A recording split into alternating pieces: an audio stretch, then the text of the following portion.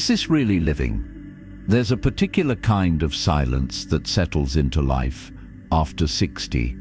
Not the kind that comes with peace, but the kind that arrives when the noise of responsibility fades and leaves behind an unfamiliar echo.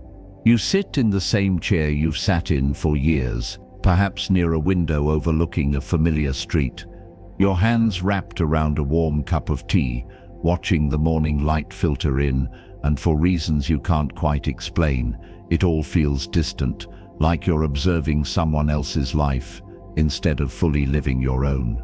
You look around and see all the symbols of a life well lived, photos of children now grown, shelves lined with books you never quite finished, memories held in objects and places that once meant more than they seem to now. You've done everything expected of you, you've worked hard, made sacrifices, stood strong through hardships, and fulfilled roles that gave meaning for so long. And yet, in this quiet season of life, something begins to stir. Not loudly, not with panic, but with a soft and persistent question.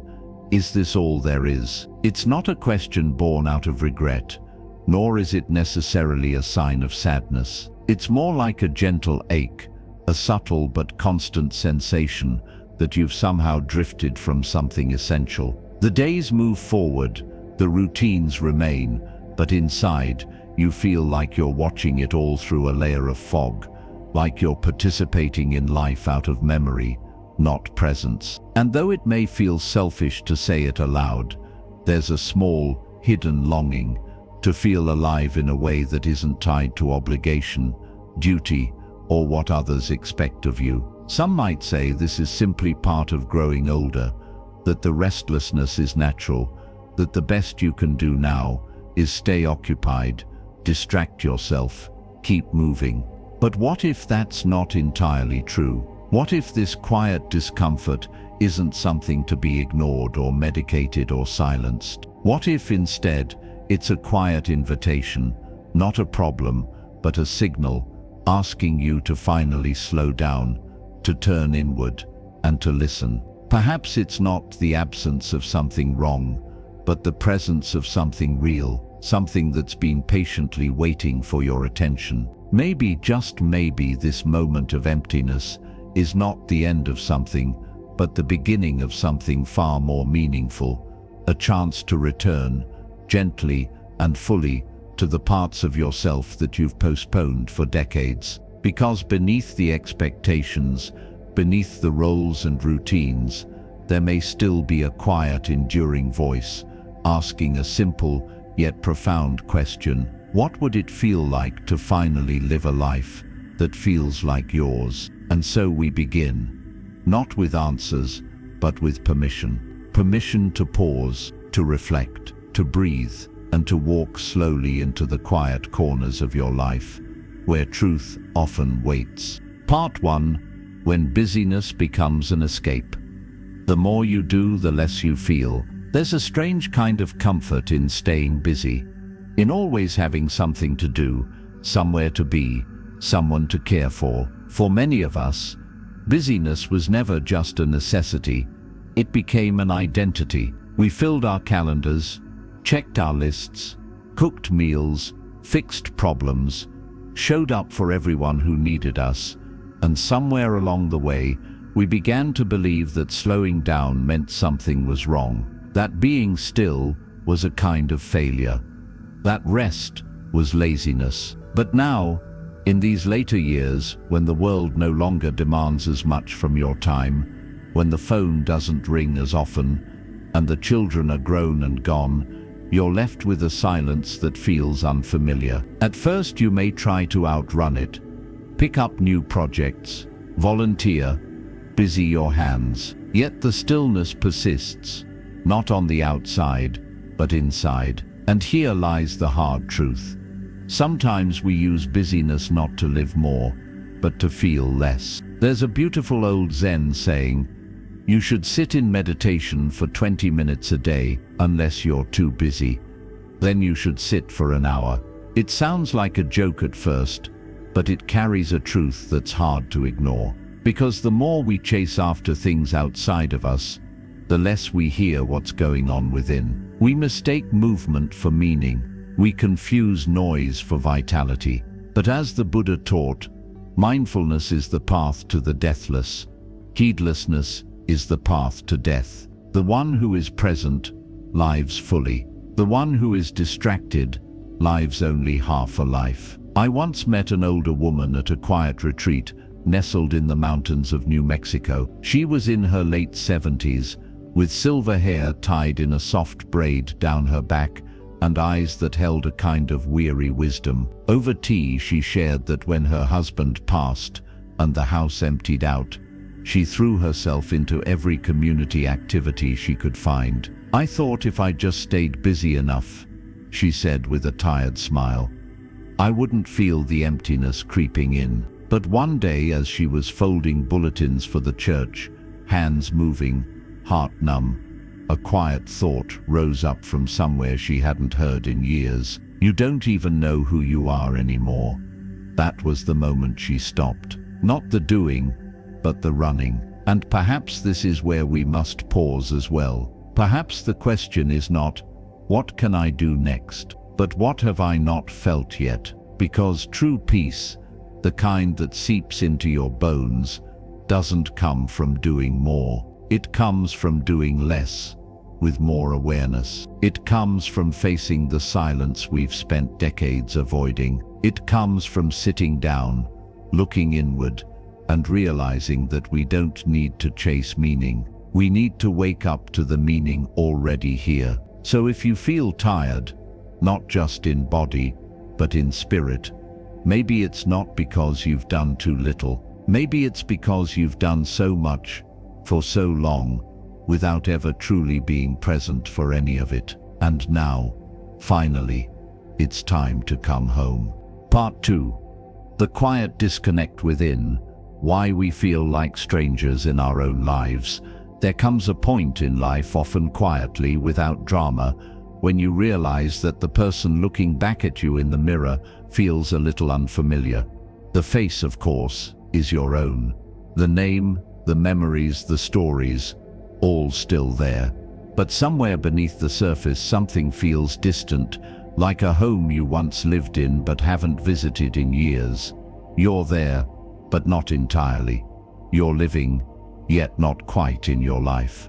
This sensation, soft as it may be, is not rare. In fact, many people in their later years speak of it with a kind of hushed vulnerability. They say, "I don't know why, but I feel off." Or, "There's nothing wrong, and yet something's missing." And when we try to explain it, even to ourselves, we often come up short. Because how do you describe a kind of disconnection that doesn't show up in test results or medical reports? How do you name a silence that no one else can hear? Buddhism speaks often about the illusion of self, the roles we play, the identities we wear, the masks we keep on, without realizing they've grown heavy. The teachings remind us that we spend so much of life becoming who the world wants us to be. We forget who we were before the world told us who we should be. This forgetting doesn't happen all at once. It's gradual, like a slow fog rolling in over a familiar path, until one day we can no longer see the way clearly. Let me share the story of a man I once met at a temple retreat just outside Santa Cruz. He was a retired professor, once sharp, confident, always in control, or so he had believed. But when his days no longer revolved around classrooms and committees, he found himself waking up each morning with an ache he couldn't name. Not pain, just absence. One afternoon during a walking meditation, he stopped mid-step, tears suddenly falling. Later he said, "I spent 40 years talking, and I just realized I never once listened to my own heart." That moment of recognition, painful though it was, marked the beginning of his return. You see, it's not always trauma that causes disconnection. Sometimes it's routine. Sometimes it's the slow erosion of our inner life by outer demands. We perform, we provide, we persevere, and we forget to participate. The connection isn't lost overnight.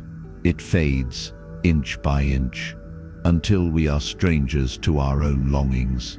In Buddhism, this disconnection is called avijja, ignorance, not in the insulting sense, but in the quiet forgetting of our true nature.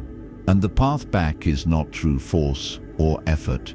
It's through remembering, through presence, through allowing ourselves to feel, not just function. So if you felt numb or detached or uncertain of your place in your own story, know this: you are not broken. You are not alone. You have simply wandered too far from yourself. And now, this moment, this breath, is your invitation to return. Because the one you've been searching for, the one you thought was lost, has been quietly waiting in the stillness all along. Part 3. Facing the parts we've ignored. What you avoid will keep following you. It's a strange truth, but the things we push away the hardest are often the things that shape us the most. A memory we'd rather forget, a version of ourselves we don't want to revisit, a wound we never had time to grieve. Over the years, we learn to hide these parts away, neatly tucking them behind responsibilities, behind smiles, behind the well-worn phrase, "I'm fine." But time doesn't erase what the heart has buried. It simply grows quiet until the stillness of later life brings it all back, like whispers echoing through an empty house. In Buddhist practice, there is a powerful teaching known as vipassana, insight meditation, which asks us to sit still and observe not just the breath or the body, but the very movement of the mind. Through this practice, we learn something deeply humbling. The thoughts and emotions we avoid do not disappear, they wait. And the more we ignore them, the more they follow us, like a shadow, always there, not to harm us, but to be seen, accepted, and finally understood. There was once an old monk who told this story. In the forest of the mind live many ghosts. Some are loud, and some are quiet, but all were once part of you. And if you do not sit with them, they will wander forever. I think many of us, especially after 60, carry ghosts like these. Regrets that never had closure. Anger we swallowed to keep the peace. Grief we set aside because others needed us to be strong. And now, as life slows down, these feelings begin to resurface, not to torment us, but to ask for our attention. Not to punish, but to finally be healed. One woman once shared that after losing her younger sister decades ago, she never spoke about it again. She raised her children, loved her husband, and kept going, a pillar of strength. But now in her solitude, the memory kept visiting her in dreams. She told me, "I thought I had moved on. But maybe, all these years, I just left a part of myself behind." This is what happens when we don't face the parts we've ignored. We begin to feel like something is missing, but we don't know what. We look around for answers, but the ache is not out there, it's within.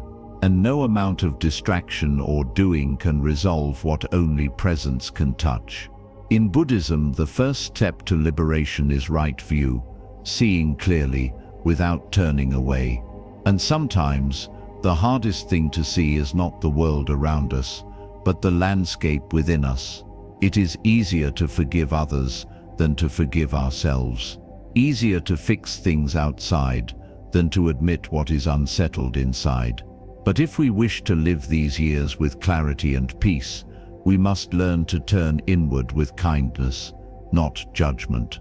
You don't need to heal everything at once. You don't need to relive every pain. You simply need to stop running. To sit as you are and say, "I see you, I hear you, and I will no longer leave you behind." Because the truth is, the peace we long for isn't on the other side of avoidance. It's waiting, just beyond the fear, where wholeness begins. Part 4. Becoming whole through simplicity. You don't need to be more, you just need to return. Somewhere along the journey of life, many of us were taught that to be worthy, we must keep building. Building careers, building families, building a name for ourselves. And even in later years, the habit remains. We accumulate things, responsibilities, even identities. We strive to become better, more productive, more valuable, as if peace were waiting at the top of some invisible ladder. But what if, after all these years of becoming, what we really need is to unbecome? In Buddhist wisdom, there is a beautiful concept called santuthi, contentment. It is not about giving up or settling, but about recognizing the quiet joy that already lives in the ordinary. The Buddha once said, "Contentment is the greatest wealth." And in truth, there's something profoundly liberating about simplifying not just your space, but your mind, your routines, your sense of what truly matters. I once met an elderly man who had retired from a long, respectable career in business. His home was spacious, his schedule open, his finances comfortable. But he confessed one day, as we sat in a garden watching the sun fall gently through the trees, "For years I filled my days with things. Now that I have space, I don't know what to do with it." He had built so much, but had never learned how to be, not with himself, not with stillness. The truth is, most of us were never taught how to be whole without being busy. Yet, if you observe nature, the way the trees stand without effort, the way the river flows without chasing, you'll realize that simplicity is not emptiness. It's alignment. It's clarity. It's the soft return to what has always been essential. In Buddhist monasteries, monks live with only what is needed: a bowl, a robe, a mat, a lamp. But their minds are rich with insight. Their hearts are free from clutter. Why? Because they have chosen presence over possession. In the West, we often confuse more with better. But the deeper truth is, the more we carry, the harder it is to move freely. And sometimes the weight isn't in our hands, but in our expectations. Expectations to remain strong, to stay cheerful, to be the dependable one, even when the heart longs to rest. But simplicity invites us to shed those expectations gently, not in bitterness, but in wisdom. It says, "You've done enough. Now what do you actually want to carry forward?" So maybe the invitation in this season of life is not to add more, but to release. Release the pressure to be impressive. Release the need to prove your worth. Release the roles that no longer fit. And in that releasing, begin to feel your wholeness. Not as a goal, but as your original state. The one you've forgotten, but never lost. Because peace doesn't come when everything is finally finished. Peace comes when you realize that you've always been enough, even when you were doing nothing at all. Part 5. Suffering is not the enemy. When pain becomes the beginning, not the end, we often grow up believing that suffering is something to be avoided at all costs.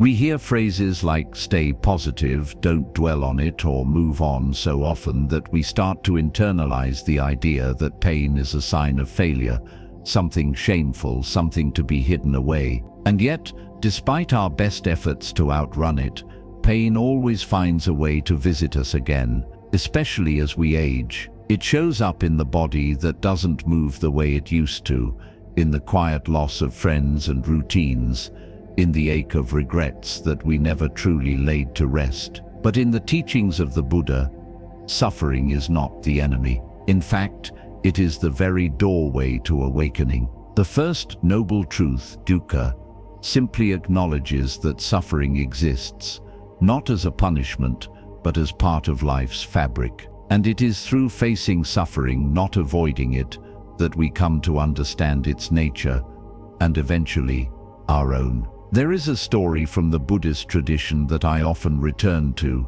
It's about a woman named Kisa Gautami who lost her only child. Grief-stricken, she went from house to house, begging someone to give her medicine to bring the child back. Finally, she came to the Buddha. He told her that he would create the medicine, but only if she could bring him a single mustard seed from a home that had never known loss. She searched every home in her village, but each family had known grief. A parent, a sibling, a friend, a partner. When she returned, empty-handed, something in her broke open, not into despair but into a new understanding. She was not alone in her suffering. What that story teaches us, especially in the later chapters of life, is that pain is not a flaw in our personal story. It's a universal thread that connects us to all living beings. And more than that, it's a teacher. Suffering has a way of softening the ego, of humbling the mind, of opening the heart to things it once ignored. If we let it, suffering will show us where we are still holding on and gently ask us to let go. Too often, people try to push their pain aside. They say, "I shouldn't feel this way," or "others have it worse." But in Buddhism, the practice is not to rank suffering or justify it. It is to see it clearly, tenderly, without judgment. To sit beside it like an old friend who has finally come to visit, and to ask it, "What do you want me to learn?" I once spoke with a woman who had recently lost her lifelong partner. Her grief was immense, and her children, well-meaning as they were, kept telling her to keep busy, stay strong, move forward. But she told me quietly one day, "All I wanted was someone to sit with me and let me feel, not fix it, just feel." So that's what we did. We sat, we breathed, we said nothing. And in that silence, something sacred unfolded. Not the end of grief, but the beginning of peace. Suffering, when approached with presence, becomes less like a storm and more like a tide. It comes, it washes over, it teaches, and then it retreats, leaving behind a deeper kind of stillness, one that can't be faked, one that only comes from having passed through the fire and knowing you are still standing. So if you're feeling pain, emotional, physical, spiritual, don't rush to silence it. Sit with it, observe it, let it unfold. It may not leave right away, but it will speak to you. And in that conversation, you may just discover that what you once feared was the end, was really the beginning of a wiser, gentler way to live. Part 6. What does it mean to live fully? A life of direction, not just duration. At some point in life, often when we're no longer rushing from task to task, a quiet but persistent question begins to surface. Have I truly lived? Or have I just been getting through the days? It doesn't come with fanfare or urgency. In fact, it often arises during the most ordinary moments, folding laundry, sipping tea, sitting alone in a sunlit room. The question comes like a whisper, and if you're still enough, you'll hear it. So many of us have spent decades doing what needed to be done. We raised families, went to work, cared for others, paid the bills, played our roles. Day after day, year after year, we did what was expected. And in the process, something quietly drifted out of reach.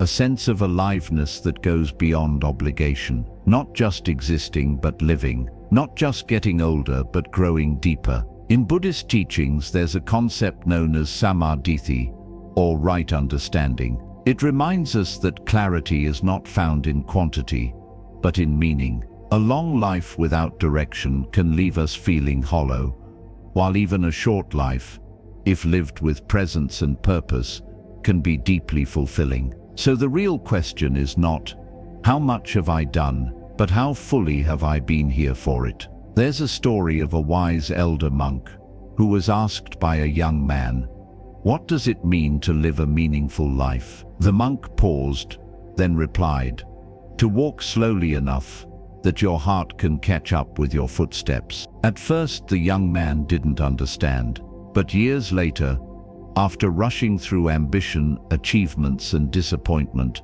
the words finally made sense. He had spent so long moving forward that he'd never really arrived, not in his own presence, not in his own heart. And maybe that's true for many of us. We followed the map others gave us, only to arrive at a destination that doesn't feel quite like home. But here's the beautiful truth.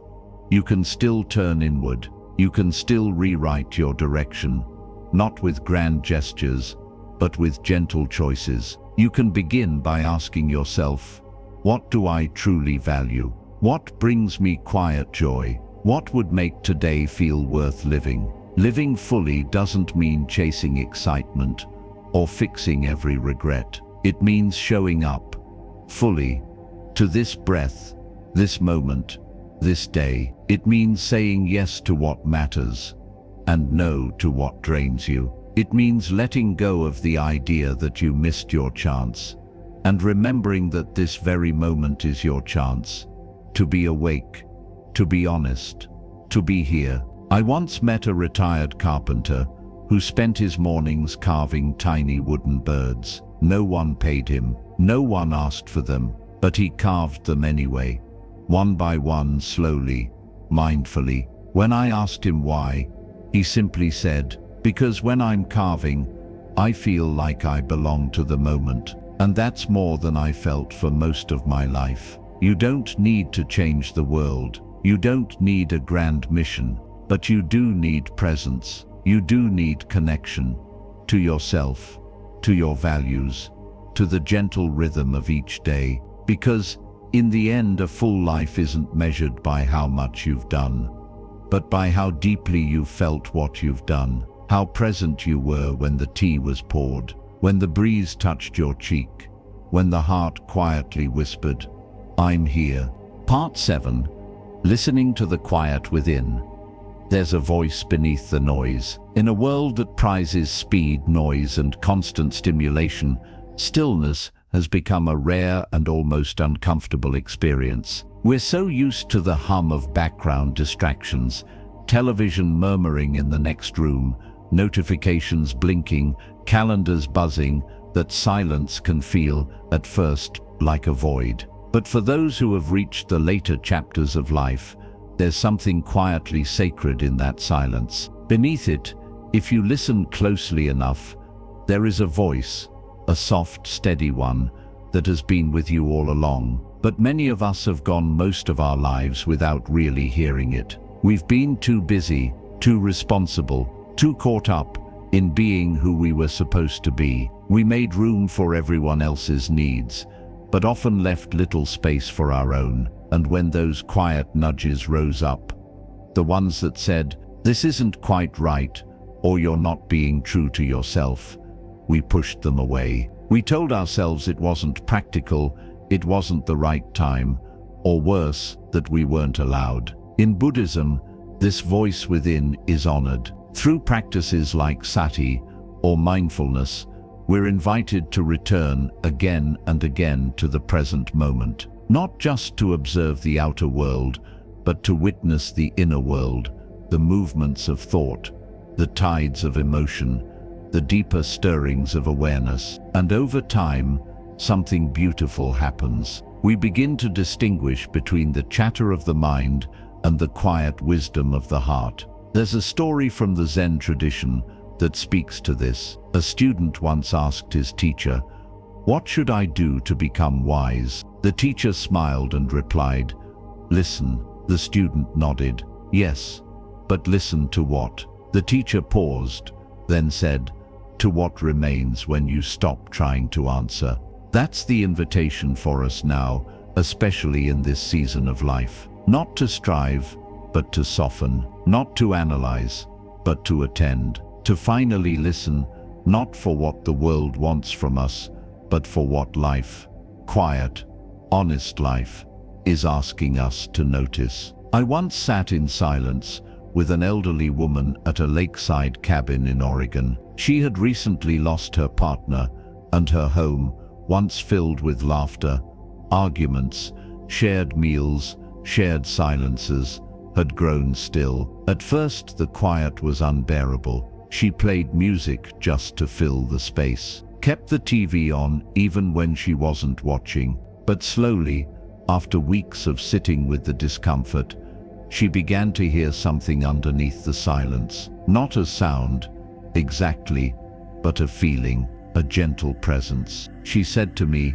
"I think it's the part of me I left behind when I became someone else for everyone else." What she rediscovered wasn't a new insight. It was a return to herself, to her knowing, to the quiet that had always been there. We each have that voice inside, not loud or demanding, but clear and steady, like a stream beneath the surface. Sometimes it speaks through longing, sometimes through intuition, sometimes through dreams or sudden memories, and more often than not, it speaks in the space we finally allow when we stop trying to fix everything and simply sit with what is. So here's a small invitation. If your heart is willing, turn off the noise, put aside the phone, let the silence come. Sit, breathe, and listen, because in that quiet space, the one the world forgets but your heart remembers, there is a kind of truth that cannot be taught, only heard, and it's been waiting for you all along. Conclusion: you are still becoming. It's never too late to return to yourself. If you've stayed with us through this journey, perhaps something within you was quietly waiting to be seen. And now, in this gentle closing, we come full circle, not to an end, but to a new beginning. We've spoken of the deep ache that arises when life feels like motion without meaning, when the days pass, yet the heart remains untouched. We explored the ways we stay busy to avoid what is unresolved inside, the quiet disconnection that slowly replaces presence, and the parts of ourselves we've ignored just to keep moving. And then, one by one, we began to turn back inward. We remembered that simplicity is not emptiness, but freedom, that suffering is not a punishment, but a passage, that true living is not about doing more, but about being more present. And in the stillness, we learned that the voice we've been searching for, the clarity, the direction, the peace, has always been whispering inside us, waiting, patient, untouched by time. So the question now is not what have I missed? It is what part of me am I finally ready to come home to? Because no matter your age, your regrets, your pain, or your past, you are not finished. You are still becoming, still unfolding, still deeply capable of joy, of transformation, of peace that comes not from answers, but from awareness. Buddhism teaches that awakening doesn't arrive in a single moment of grandeur, but in the small choices, a deeper breath, a moment of mindfulness, the courage to feel what's real. And the greatest act of awakening in later life is not to strive, but to return. Return to what matters. Return to presence. Return to the quiet truth that this life, right here and now, still holds beauty, still holds you. So before we part, I invite you to pause and reflect. What have I been running from that is finally ready to be faced? What small joy have I been too distracted to notice? And if I lived tomorrow not out of habit, but out of awareness, how would it feel? Let these questions linger. Let them guide you. And if today's reflection touched something in you, even just a little, know that you are not alone. This space is for you, and there is more to come. Subscribe to Quiet Wisdom so you never miss a moment of this ongoing journey inward. Because sometimes the softest truths are the ones that save us. May your days ahead be filled with clarity, presence, and the gentle knowing that it's never too late to begin again.